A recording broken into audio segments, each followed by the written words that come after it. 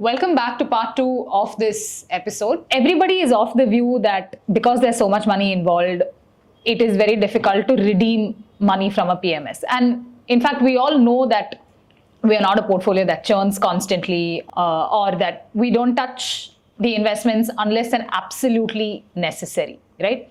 So what do you think are some practical challenges that are involved while exiting a PMS from the client's perspective? So one thing that I'll have to point out here is, let's say in a mutual fund, it's more instant. Let's say if you redeem today the entire holdings, within 1-2 business days, it reaches your bank account.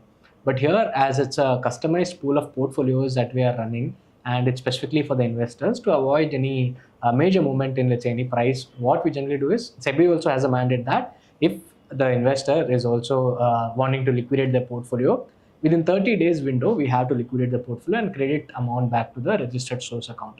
But here it depends on, let's say, for example, the emergency requirement by the investor too. And generally it takes, let's say, 2 to 3 weeks time frame is what I would say. At times it can be quicker also. It depends also on the market cycle where we are in. So apart from that, one thing is all this exit also have capital gain tax implication.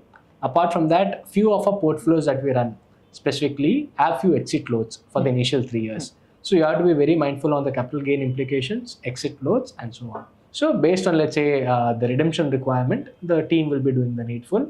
And as per SEBI mandate, we have 30-day window to do and complete the transaction. Okay. Can you just quickly touch upon some differences between taxation of a PMS and an MF? Just a few brief points. Sure. So how it works out is, let's say in a mutual fund, the entire capital gain implication for churning the portfolio doesn't fall on the investor. Because if a fund manager is selling one stock and buying another, it goes under the trust, let's say, tax implication. So that's why only if you're selling any units from that on the entire portfolio, you have capital gain implication, whether if it is short-term or long-term capital gains. But whereas in a PMS, you also have to be very mindful on what is the churn of this specific fund manager.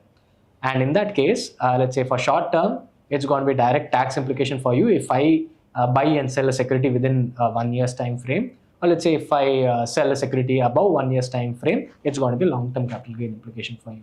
It's not only when you are redeeming from the PMS portfolio, it's also when the fund manager is churning the portfolio, you have capital gain implications.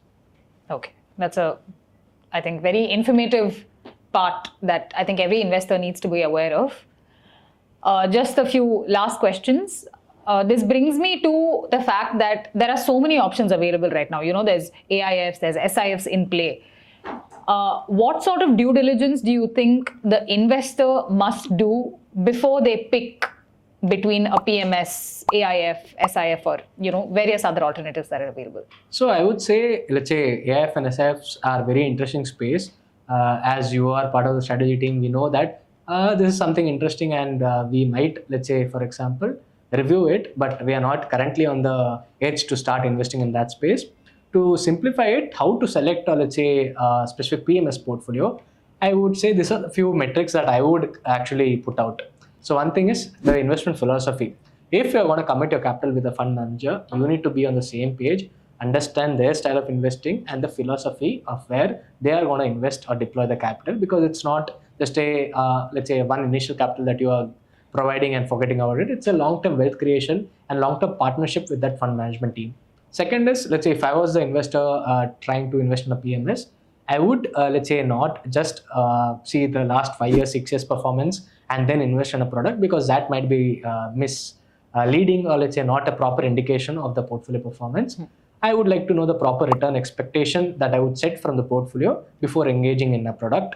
Third is risk management or risk framework. What are the key mechanism, or let's say, what are the investment philosophy that they follow to mitigate the risk in the portfolio is one thing. Obviously, cost or, let's say, management fees involved is one important thing that as an investor you need to be aware of.